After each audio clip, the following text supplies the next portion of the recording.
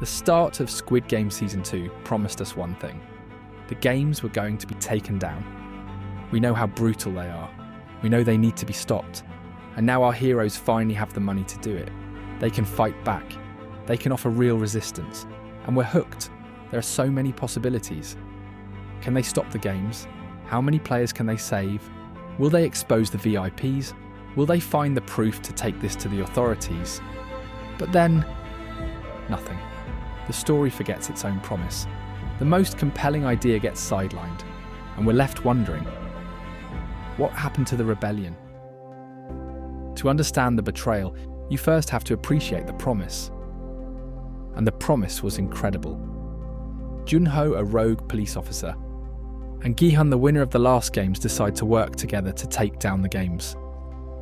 And adding a layer of depth, the frontman is Junho's brother, who he thought was dead. Not only that, he shot him at the end of last season. All of this sets a solid, rich foundation for the story. We assume we're getting a gripping rebellion story, with a compelling confrontation between brothers.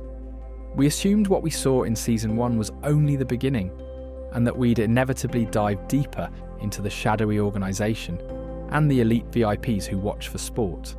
The second season even starts out that way, with both characters working together to locate the island and the people being recruited. More reassurance that this is the path the show is taking. But what happens when a story makes a promise it has no intention of keeping? The answer, which unfolds across 2 more seasons, is a masterclass in how not to pay off a setup. The revolution fails, and Gi-hun gets caught and put back in the games. He leads a revolution from within, but when it fails, he goes back to just trying to survive and save the baby. The final season opens, and the momentum is gone. That incredible alliance between the rogue cop and the jaded winner. It dissolves in the first 2 episodes of Season 2. They get separated in their pursuit, and the story splinters into 2 weaker narratives. Gi-hun is drawn back into a new, slightly different version of the games, while Junho is left searching for the island for most of his screen time. The story forgets its own promise. Gi-hun attempts a takeover from within, which is one of the best parts of the season, but he fails, which is fine, but there should be another try after. Instead, he shuts down. Just plays the game to survive until looking after the baby becomes his only function. We don't ever find out more about the organisation or the VIPs or get anywhere near exposing the operation. And while Gi-hun's grand rebellion shrinks into a personal survival mission, the story's other hero, Junho, fares even worse. Most of the time when we're following Junho and his team on the outside, they're just surveying the islands, while the fisherman acts increasingly suspicious. I don't really think the games would be there.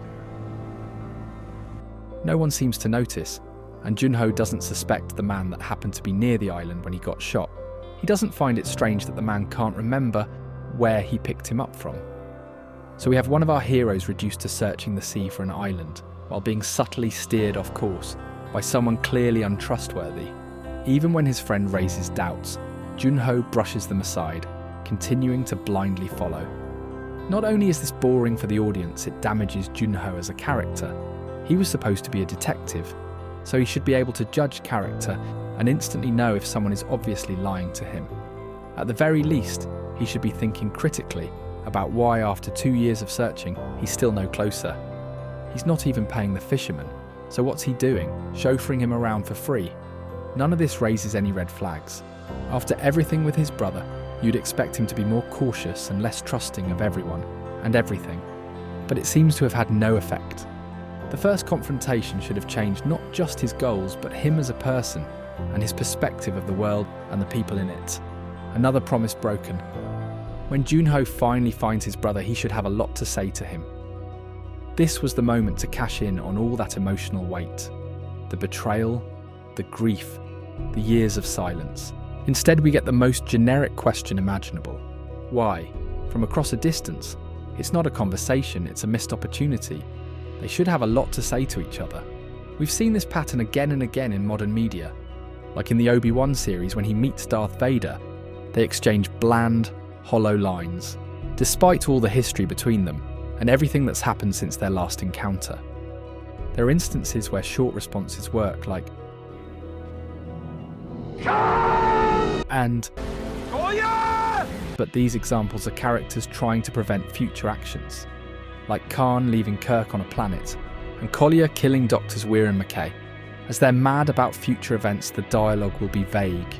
They don't know the exact meaning. But if your characters are mad about past events, they have context, understanding, and the chance to process those experiences, so their dialogue should reflect that. In the case of Junho and the frontman, there are many layers. The fact that the frontman faked his death, allowing his mother and brother to think he was dead. He was integral in the Squid Game. He shot Junho. Which thing Junho brings up first will reveal what he values and what hurt him most. For example, if he said, "You made Mum think you were dead," it would show he was most hurt by watching their mother suffer. What we get does mirror the first time the frontman revealed himself. But in that instance, Junho was in shock, so it's realistic that he wouldn't have collected his thoughts. The second time, he was specifically going after him and had 2 years to think about it. So where does that leave us? We started with the promise of a revolution, a story about characters that wanted to take on their own massive, corrupt world. But in the end, the rebellion was sidelined, the heroes were diminished, and the story retreated from its own brilliant premise. This is more than just a disappointing ending. It's a lesson in narrative trust. The most important currency a writer has with their audience isn't spectacle or shock value. It's a promise. When you pose a huge question like, can a broken system be defeated? The audience trusts you to answer it, even if the answer is no. But you can't just change the question halfway through. You can't build a rebellion and then decide you want to return to the beginning of the story.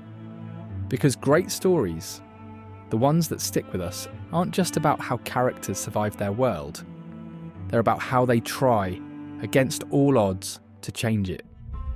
If you want more deep dives into stories that got it right, or completely missed the mark, hit like and subscribe down below.